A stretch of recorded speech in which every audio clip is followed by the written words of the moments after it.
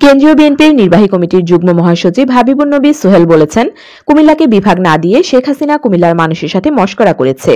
BNP কুমিল্লার মানুষের প্রাণের দাবি কুমিল্লা নামেই বিভাগ ঘোষণা করবে। শুক্রবার 20 ডিসেম্বর বিকেলে কুমিল্লার বুড়িচং উপজেলার 16 নং ইউনিয়ন বিএনপি কর্মী সমাবেশের প্রধান অতিথির বক্তব্যে তিনি এসব কথা বলেন। হাবিবুন নবী সোহেল বলেছেন, বিচার বিভাগের রায়ের মাধ্যমে তত্ত্বাবধায়ক সরকার ব্যবস্থা পুনঃপ্রবর্তনের সুযোগ এসেছে। অন্তর্বর্তীকালীন সরকারের প্রধান উপদেষ্টা ড. মোহাম্মদ ইউনূসের কাছে জাতির এবং আমাদের প্রত্যাশা খুব শীঘ্রই দেশে একটি নির্বাচনের ব্যবস্থা করে নিরপেক্ষ নির্বাচন উপহার দেবেন।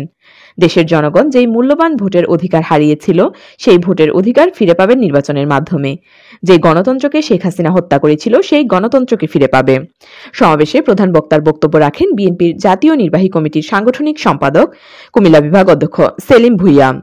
সমাবেশের উদ্বোধন করেন কুমিল্লা দক্ষিণ জেলা বিএনপির আহ্বায়ক এবং কেন্দ্রীয় বিএনপির ত্রাণ ও পুনর্বাসন বিষয়ক সম্পাদক হাজী আমিনুর রশিদ ইয়াসিন।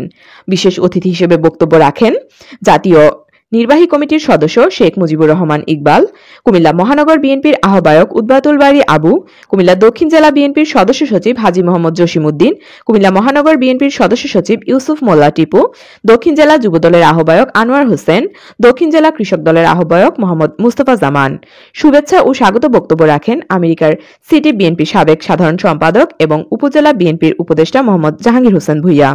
বুড়িচং উপজেলা বিএনপির সাধারণ সম্পাদক হাজী মোহাম্মদ কবির হোসেনের সভাপতিত্বে ও সাংগঠনিক সম্পাদক হুমায়ুন কবির বাবুলের সঞ্চালনায় অনুষ্ঠানে বিএনপি, যুবদল, স্বেচ্ছাসেবক দল, ছাত্রদল সহ বিভিন্ন অঙ্গ সংগঠনের নেতাকর্মীরা উপস্থিত ছিলেন।